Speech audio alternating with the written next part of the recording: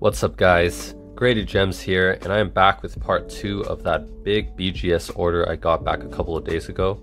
If you haven't seen it yet, part 1 is up. It was all Yu-Gi-Oh! This one will be all Pokemon. I sent in quite a few less Pokemon cards. I think there's only about 25, maybe, around there for Pokemon. The majority of it was Yu-Gi-Oh! So if you haven't checked that out yet, just go to my channel and you'll see it under the playlist BGS Returns. I'm probably going to just keep them separate like the PSA orders from the BGS ones. So yeah, hoping for some good grades here, of course. And let's get it started. So we're going to start off with a near mint to mint 8 Guzzlord Hyper Rare GX. So not that great of a card. I remember actually getting a PSA 7 or PSA 6 Guzzlord from my first PSA submission video ever. This one actually looks really clean, so I'm surprised it got an 8. Normally the biggest things you'll see are like this whitening at the back, but I don't see anything wrong with this card. Alright, let's keep going. We got a 7.5 Guzzlord. Okay, so not doing too great. This one I do see a little bit of like an issue there, but not big enough in my opinion to get a 7.5. Of course, in general, Pokemon is more difficult to grade, but this is new age Pokemon, so definitely expect easier grades or easier cards to grade because of the condition. Alright, nice. We got a first edition Kabutops. This is from New Discovery. This is actually pretty surprising because this is I didn't think I would get an 8.5 on this. I just wanted to get the slab. This is one of the cards that I pulled myself when I was younger. So yeah, I'm glad I got an 8.5 on that. Probably going to keep that one forever. Next we got a 8.5 on a Tyranitar, also from Neo Discovery. Unfortunately, it's not a first edition, but that is a-okay because it's more for nostalgia purposes. We got a 8.5 on the Golem GX Hyper Rare. Alright, pretty sweet, pretty sweet. A little bit better than the Guzzlords. Another 8.5 Ninetales GX. I like the little bit, like, I guess the prefix Alolan. I don't actually know what it means. I guess it's a different species of Pokemon. I think there's an Executor as well that has that beginning part of it. Alright, we got a Mint 9 Metagross Hyper Rare GX. Very cool. So no 9.5s yet. We'll see if we can get any. We've got a Mint 9 Poliwrath reverse holo from Skyridge. So I also got a Mint 9 of this. The holo version, not the reverse foil version. But I had sent that one to PSA. So cool seeing these old cards. Next up we got a reverse rare, another one, Underground Lake from Skyridge. And these Skyridge reverse foils, like, it's interesting because it's actually more difficult to find reverse foils for Skyridge than it is to find the firework foils for, oh sorry, I guess firework is more for legendary collection, but in general I actually find, sorry, I was trying to say that the reverse holos are definitely pretty rare because I see a lot more listings for just the normal regular holos for Skyridge. I don't know what the pull rates are. Perhaps reverse, there's a lot more reverse foils in the set, so it's hard to find them. We got another reverse foil, Ditto from Skyridge. Very nice. And this is interesting because Oh, it looks like I got an 8.5 on the surface, and maybe we can spot it. I can't imagine like going through what BGS does to get the subgrades. Like, it makes sense that they take so long, because if you're checking 4 categories every single time, that's gonna increase your turnaround like a whole lot. We've got another reverse foil, Skyridge Zubat.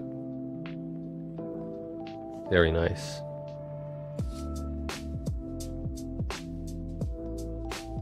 This is a cool looking card.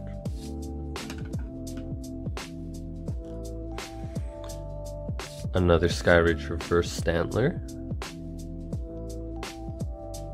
The artwork is pretty interesting, actually. It doesn't really look all too difficult to draw, or it kind of looks like something you would sketch. Pokemon's funny. They've got a lot of interesting looking cards. I think Yu-Gi-Oh's more... I guess it depends on who the illustrator is as well. Alright, nice. We got a mint 9 on the energy, secret rare. This one is incredible. I think it looks so awesome because the secret rare border that these energies have definitely looks the best with this one, since it's all yellow already. This nice lightning energy. We've got oh, there we go. We've got a Skyridge Hollow, Gyarados. Really badass looking card.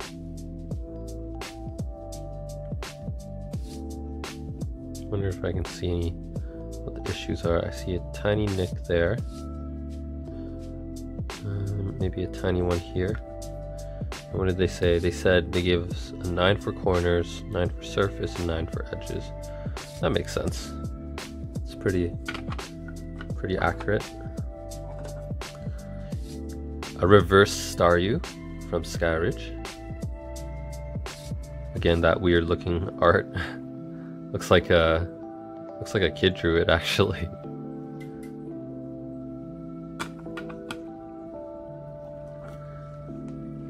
A mint 9 Jolteon. Is this a gold star? Oh, it is a gold star. Ooh, it's a gold star Jolteon, mint 9. That's actually a pretty valuable card. I think Jolteon is, well, actually it's hard to say now with the Pokemon market being so cringy. It's funny, in Pokemon everything, like a lot of things have dropped, even base set first edition things that I would think is as stable as collector cards can go. That dropping is pretty surprising. That's a nice gold star to get, but you know, people are more or less moving to Yu-Gi-Oh now, and I'm glad I stopped purchasing as much Pokemon.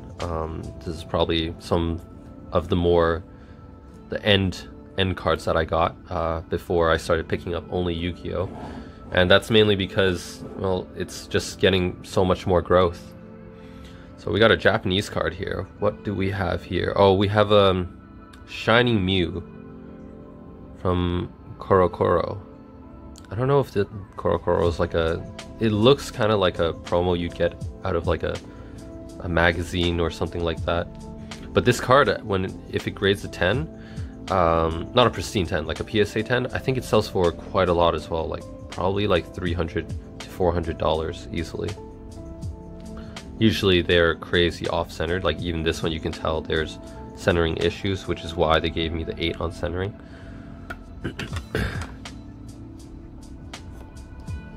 We have a Pokemon fan club, near mint to mint 8. I'm surprised these new age cards are not getting really high grades, because they look really nice, and as I said, a lot of new age Pokemon cards are printed really well. There's some centering issues, especially on the hyper rares, but for the most part, surfaces will be perfect. Oh, we got a gem mint, guys. What do we have? A 9.5 on an Enterporter. Okay. This is probably the most random gem mint BGS 9.5 you'll ever see.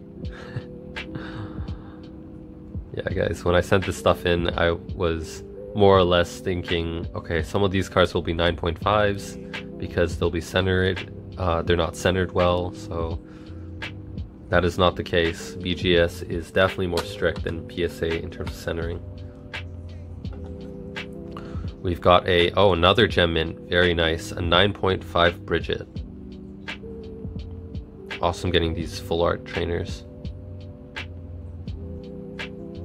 I never actually know what they do, but I'm sure there are some trainers that go for like $100, like just as a card. I'm sure people use them to play with and splashable in many decks. We've got a 8.5 on the Charizard EX, full art, nice.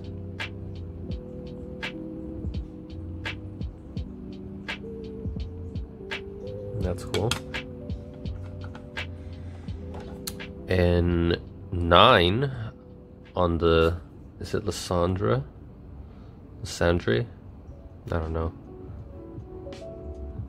A mint 9. That's not bad. There's a lot of fluff, I guess, from the packaging. They used a lot of styrofoam balls, I guess you could say. Like, I don't know if you guys know what I'm talking about. I don't have any here to show you either, but they used a crap load. Like, they wrapped all the cards in a giant, what looks to be like a garbage bag, which was kind of weird. It was just like a giant brick of cards in this black garbage bag, and then around it they had put styrofoam seals on it. And then on top of that, they put all those styrofoam balls on it. So we got oh nice, a mint 9 Charizard G level X.